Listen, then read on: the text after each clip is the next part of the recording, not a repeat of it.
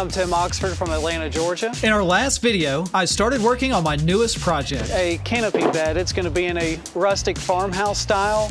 So far, we've made all of our cuts, built out our main components, and sanded everything smooth. So now, I'm ready to start applying the finish. Normally, when most people are applying a stain, they do a consistent finish throughout the product. I'm going to be doing fast brush strokes very lightly through the whole thing to give it a more rustic feel.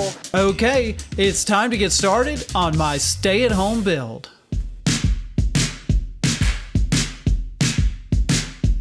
I decided to use a primer on this because what we're going to do is put a whitewash stain over it. It's going to make the gray primer bleed through. I have to prime the headboard, footboard, sideboards, and canopy pieces. Now that the primer has dried, I'm going to get this whitewash stained here. Yeah, I'm going real light and I'm going real fast on it, letting the strokes really show on this. This is going to give it more of a real unique antique look to it. After letting it dry for a few minutes, I'm going to wipe off the stain with a rag.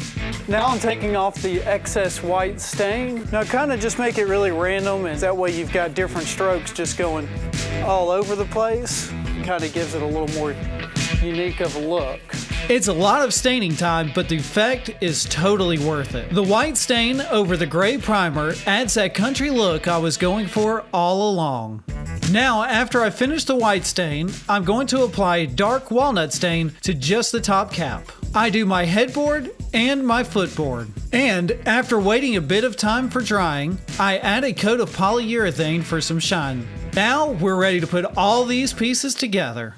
After ample drying time, I'm ready to move my pieces out of my workshop and into my bedroom, where I'll do the final assembly. All right, first thing we're going to do is we're going to attach the side inner supports. We're going to put it in the cleats that we made earlier. I drive in the screws to attach my horizontal pieces to the footboard, and then to the headboard as well.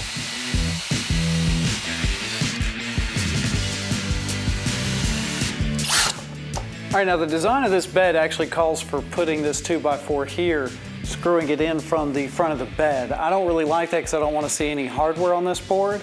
So what I'm going to do is I'm going to put a 2x4, and with that support being screwed in, it's going to keep this from pushing down so we don't have to have any hardware showing on the exterior of this.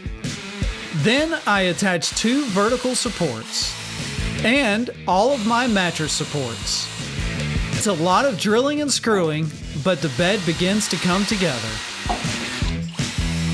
Now I'll fit in my sideboards and attach them by hammering in some finishing nails. Now we're going to building the canopy. To add our canopy, I now drill in some holes for metal support rods and add our 4x4 canopy supports to the headboard. But before attaching it, I'll screw an upper canopy piece which will attach the two 4x4s together. It fits perfect. Now, I do the same thing on the footboard, but with longer support pieces. And then attach them together with a canopy piece up top. We're almost there. I just need to attach two more boards to complete the upper canopy.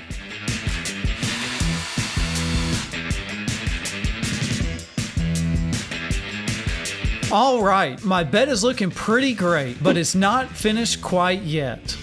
My wife Rebecca helps me add a mattress and some bedding. It's comfortable and it looks great. So it's time for one crucial, final test. How do our dogs feel about it? Thankfully, it looks like they approve. Our country bed is definitely unique, and it's the perfect centerpiece for a redesigned bedroom.